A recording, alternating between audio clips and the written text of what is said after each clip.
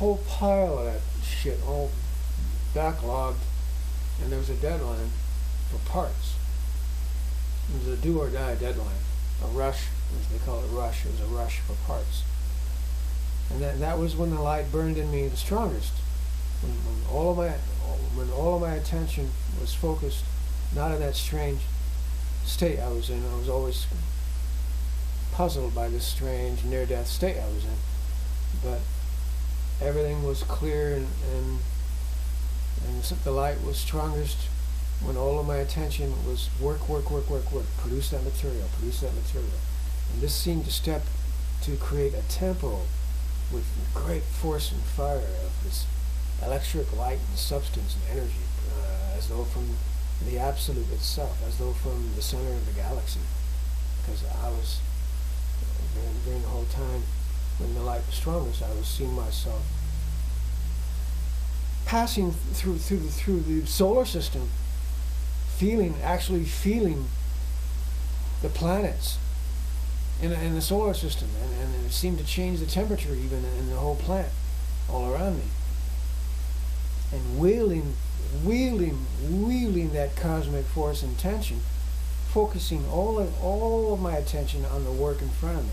And this seemed to create a certain tempo of work activity which spread out to all the other parts of the planet. I can see it in everyone around me, filled with this force and fire and spirit. You know, produce this thing, make this thing, produce that material. It was 5 months non-stop like that, every night, force and fire, and like I was a living spaceship. And the realization that came to me from all of that, perhaps the secret of all secrets about UFOs, that there are no UFOs. It's all inner. There have never been any aliens that landed from other planets onto the Earth from outer space. None of that has ever happened. It has always been an inner thing. Stories of aliens, and even all the hieroglyphic drawings in caves and produced by the Aztecs and Mayans and other parts of the planet where they show beings, visitors from outer space, and see a spaceship and so on. All of that is inner, higher body design, higher body. What we see as ships is the soul, higher body. This is ancient knowledge that was lost from the days of ancient Mesopotamia. Now, even at 26 years of age, I was carrying this book around with me everywhere I went, since I found it in a Hollywood bookstore at 22 years of age. This book by Maurice Nicole, Commentaries. It has in it a diagram of the Enneagram, and I was carrying that with me back and forth after the test site.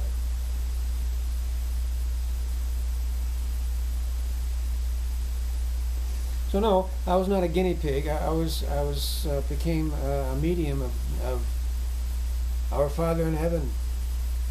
Well, what other explanation is there for that? Beyond all understanding. The deadline was met. 5 months of constant work. There was an attempt in my life near the end of that 5 months in the core area itself.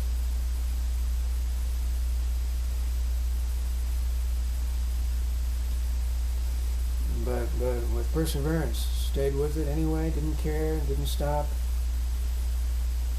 It was as though, well, it's a matter of life and death for me to save the airplane and to meet with that deadline.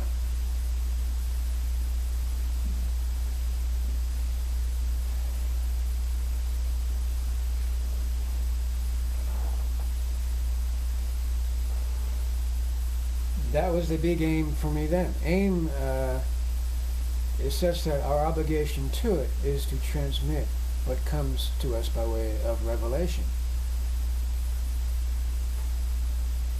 I certainly have an aim of my own, said Gurdjieff, but you must permit me to keep silent. about it. Even I didn't know. I didn't know at the time I was at Area 51 that there was a great aim there to save the airplane, which my part in it was shit. Not as a position, someone in the position of engineer, professionally, but it was something else that happened. Call it divine telepathy.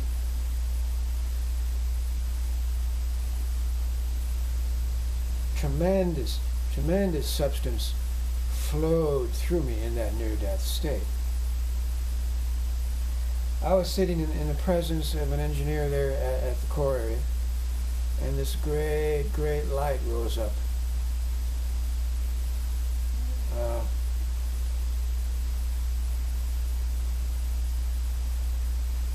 Perhaps helping him to see a solution to a problem he was having with the airplane.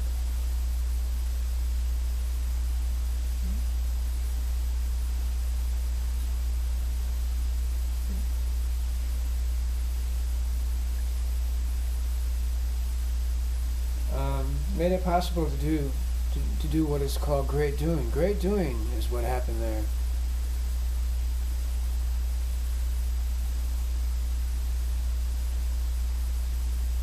And until a man has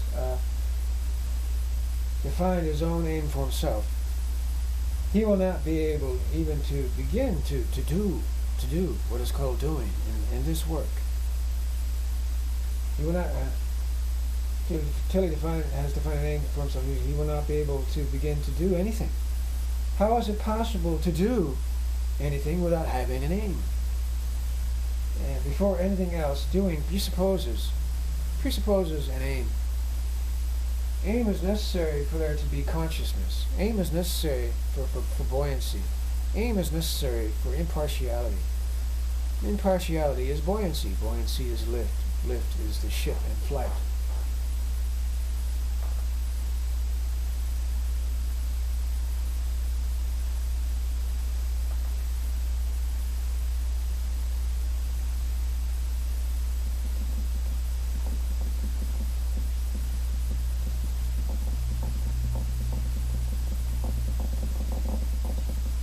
Were you going to show the airplane? Put it this way. Let's put it this way: the F-117. How would you say it? The F-117 Was the plane of destiny. something of great purpose, something of great purpose, great destiny.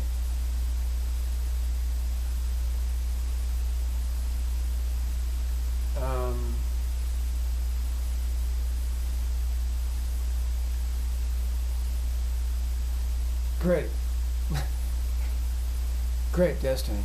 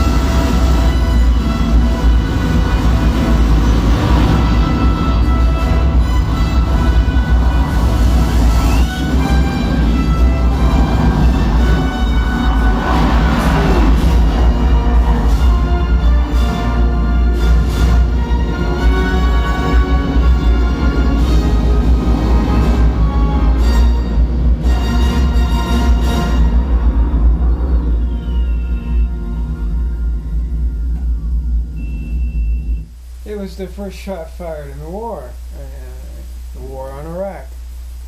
The first shot fired in that war was the bomb, the bomb that landed on Saddam's head was as a target of opportunity, was from an F-117. The first shot fired in the war in Iraq was from an F-117. Mission accomplished.